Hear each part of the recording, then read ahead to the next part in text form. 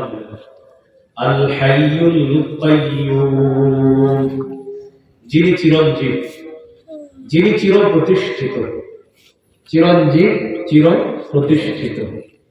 চিরঞ্জীব মানে হলো যাকে মৃত্যু স্পর্শ করে না। বাইরের মাইক গুলো একটু কমায় দেন, বাইরের গুলো একটু কমায় দেন, দূরে যেগুলো একটু কমায় দেন।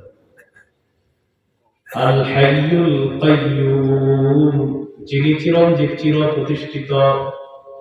সূরা রহমানের 26-27 নম্বর আয়াতে আল্লাহ বলেন, কুল্লু মান আলাইহা ফানিউ ওয়া ইয়াবকা ওয়াজহু রাব্বিকা যুল জালালি ওয়াল ইকরাম। যা কিছু আছে সব ধ্বংস হয়ে যাবে, আপনার মহামহিম সম্মানের রব শুধু আল্লাহ ছাড়া সবকিছু ধ্বংস হবে, শুধু আল্লাহ বাকি থাকবে। এই হলো আল হাইয়্যু। এরপরে আল্লাহ বলেন আল কাইয়্যুম, যিনি চির প্রতিষ্ঠিত। আসমানের দিকে তাকায়, আসমান প্রতিষ্ঠিত তবে চির প্রতিষ্ঠিত না। জমিন প্রতিষ্ঠিত তবে চির প্রতিষ্ঠিত না। এই মাদ্রাসার মধ্যে সামনে দেখবেন লেখা আছে প্রতিষ্ঠিত অমুক সালে, কিন্তু চির প্রতিষ্ঠিত না। স্কুল, কলেজ, ইউনিভার্সিটি, মসজিদের সামনে লেখা আছে প্রতিষ্ঠিত কত সালে, কিন্তু চির প্রতিষ্ঠিত না। চির প্রতিষ্ঠিত একমাত্র একজন, তিনি হলেন আল্লাহ। তার হুকুমে আসমান এইভাবে প্রতিষ্ঠিত আছে, জমিন প্রতিষ্ঠিত আছে তার হুকুমে। তবে তিনি হুকুম করলে আসমান শেষ, হুকুম করলে আবার জমিন শেষ হয়ে যাবে। সূরা রুমের 26 নম্বর আয়াতে আল্লাহ বলেন, وَمِنْ آيَاتِهِ أَنْ تَقُومَ السَّمَاءُ وَالْأَرْضُ بِأَمْرِهِ। আল্লাহ তাআলা বলেন, আল্লাহর নিদর্শনাবলীর মধ্যে এটা একটা নিদর্শন, আসমান আল্লাহর হুকুমে দাঁড়িয়ে আছে খুঁটি ছাড়া। সুবহানাল্লাহ।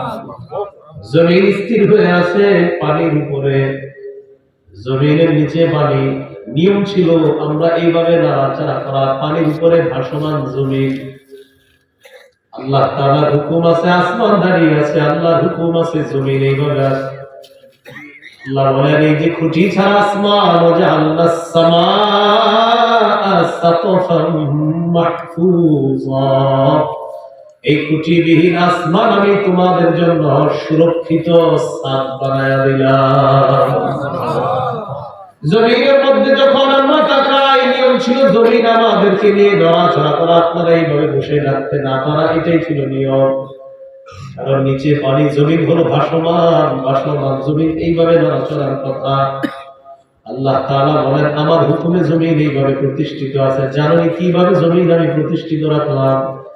ওয়াজআলনাল জিবালা আওতাদা, আমি পাহাড়কে পেরেক হিসাবে জমিনের মধ্যে বসায়া দিয়া এই জমিনকে নড়াচড়া বন্ধ করে দিয়ে তোমাদের জন্য বসবাসের উপযোগী বানায়া দিলাম। তাহলে আসমান প্রতিষ্ঠিত কার হুকুমে? জমিন প্রতিষ্ঠিত কার হুকুমে? চির প্রতিষ্ঠিত না, চির প্রতিষ্ঠিত একমাত্র কে? আল কাইয়্যুম। এবার আমার সাথে একটু বলেন, ইয়া হাইয়্যু ইয়া কাইয়্যুম, ইয়া হাইয়্যু ইয়া কাইয়্যুম। মাগরিবের পর, এশার পর মসজিদের মুসল্লি সবাই বের হয়ে গেছে। ইমাম সাহেব, খতিব সাহেব, মুয়াজ্জিন কেউ নেই। সামনে শীতকাল, চাদরটা মুড়ি দিয়ে এক কোনায় বসে যাবেন, কেউ দেখতেছে না আপনাদের। তখন অনেকক্ষণ বলবেন ইয়া হাইয়্যু ইয়া কাইয়্যুম, অনেকক্ষণ এই দুইটা আরবি বলে এরপরে বলবেন হে চিরঞ্জীব রব আল্লাহ, চির প্রতিষ্ঠিত রব আল্লাহ। আপনার নবী বলেছেন এই দুই নাম নিয়ে যেন আপনার কাছে দোয়া করি, মাবুদ গো আমার মেয়েটার বিয়ে হচ্ছে না, মেহেরবানি করে আপনি বিয়ের ব্যবস্থা করে দেন, আমার দোকানে বরকত হচ্ছে না, ব্যবসায় বরকত দিয়ে দেন, সন্তানগুলো ইদানিং কথা শুনছে না, মাবুদ মেহেরবানি করে সন্তান আমার অনুগত বানায়া দেন। নবীজি বলেন আল হাইয়ুল কাইয়্যুম, এই দুইটি হলো আল্লাহর ইসমে আযম। ইযা দুইয়া বিহা আজাবা, এই দুই নাম নিয়ে যদি কেউ দোয়া করে আল্লাহর কাছে, সাথে সাথে আল্লাহ কবুল করে নেন। আল হাইয়ুল কাইয়্যুম। এইভাবে আল্লাহর কাছে দোয়া করবেন এই দুই নাম নিয়ে। 3টি সূরার মধ্যে আছে এটা। সূরা বাকারা 255 যে আয়াত পড়লাম, আল্লাহু লা ইলাহা ইল্লা হুয়াল হাইয়ুল কাইয়্যুম। সূরা আলে ইমরানের 2 নম্বর আয়াত আছে, আলিফ লাম মিম, আল্লাহু লা ইলাহা ইল্লা হুয়াল হাইয়ুল কাইয়্যুম। সূরা তাহা 111 নম্বর আয়াত আছে, ওয়া'আনাতিল ওয়ুজুহু লিল হাইয়িল কাইয়্যুম। এই দুইটা ইসমে আযম, এই দুই নাম নিয়ে আল্লাহর কাছে দোয়া করলে আল্লাহ তাআলা তার দোয়া কবুল করেন। সুবহানাল্লাহ। লা তাখুযুহু সিনাতুন ওয়ালা নাওম। তন্দ্রা আল্লাহ তাআলাকে স্পর্শ করে না, নিদ্রা আল্লাহ তাআলাকে স্পর্শ করে না। قال رسول الله صلى الله عليه وسلم إن الله لا ينام ولا ينبغي له أن ينام। নবীজি বলেন নিশ্চয়ই আল্লাহ তাআলা ঘুমান না, ঘুমানো আল্লাহর জন্য শোভা পায় না। নবীজি বলেন নিশ্চয়ই আল্লাহ তাআলা ঘুমান না, ঘুমানো আল্লাহর জন্য শোভা পায় না। লা তাখুযুহু সিনাতুহু ওয়ালা নাওম, লাহু মা ফিস সামাওয়াতি ওয়া মা ফিল আরদ। আসমান জমিনের যা কিছু আছে সব তার। বলেন তো আসমান জমিনের সব কার? আল্লাহ। আসমান কার? আল্লাহ। জমিন কার? আল্লাহ। আমরা কার? আল্লাহ। সৃষ্টি কার? আল্লাহ। হুকুম চলবে কার? আল্লাহ। তো ডেমোক্রেসির পিছনে দৌড়াচ্ছে আমরা। হুকুম চলবে কার? আল্লাহ। কুফরি মতবাদকে মানুষ এমন ভাবে গ্রহণ করতেছে মনে হয় যে এটাই সঠিক। কি মনে হয়? কুফরি মতবাদকে কুফরি বলতে হবে, এটাকে সঠিক বলার কোনো সুযোগ নেই। সৃষ্টিকার আল্লাহ, হুকুম চলবে আলাহুল খালকু ওয়াল আমর। সৃষ্টি তার, হুকুম তার, আদেশ তার। আসমান আল্লাহর, জমিন আল্লাহর, সৃষ্টি আল্লাহর, আইন চলবে আল্লাহর। তাহলে বাংলাদেশের আইন কেন কোরআন না? মুসলমান কান্ট্রি না আমরা? কোথায়? আসমান আল্লাহর, জমিন আল্লাহর, সৃষ্টি আল্লাহর, হুকুম চলতেছে পশ্চিমার। এই জন্য আফগানিস্তান বুঝাই দিছে আমরা কাউরে করার টাইম নাই।